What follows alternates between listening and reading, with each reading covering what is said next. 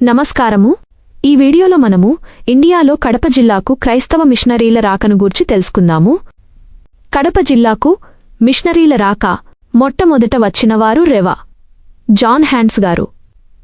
ఈయన కాలము 1810 నుండి 1822 వరకు. క్రీశ జనవరి 18 1795 సంవత్సరమున ఆంగ్లికనులు, కాంగ్రిగేషనులు, ప్రెస్బిటేరియన్లలోని కొందరు భక్తులు ఒక సంఘముగా LMS లండన్ మిషన్ సొసైటీగా ఏర్పడి లండన్ నగరమును కేంద్రముగా చేసుకుని ఇంగ్లాండు దేశమునందేగాక ఇతర దేశములయందంతటా సువార్తను చాటుటకు సమాయుత్తడిరి. ఆ మేరకు 1805 సంవత్సరమున మెట్టమొదట భారతదేశములోని కేరళ ప్రాంతమునకు చెందిన ట్రావంకూరు చేరిరిగాని అచ్చట సువార్త బాటలకు అనుకూలించనందున ఆంధ్రలోని విశాఖపట్నం చేరి అచ్చటన్న యూరోపియనులకు సువార్తను చాటుచు ఒక మందిరమును కట్టిరి. వీరిలో ముఖ్యులు జార్జీ క్రేన్, ఆగస్టస్ గ్రాంజ్. వీరు తెలుగు నేర్చుకుని ఆనందరాయుడు అను బ్రాహ్మణుని రప్పించి తెలుగు నేర్చుకుని సువార్త చాటుట మొదలుపెట్టిరి. వీరు ఆనందరాయుడు మొదట RCM శాఖకు చెంది ఆ పిదప LMS నందు చేరిరి. బైబిల్ తర్జుమాయందును వీరిని వాడుకొనిరి.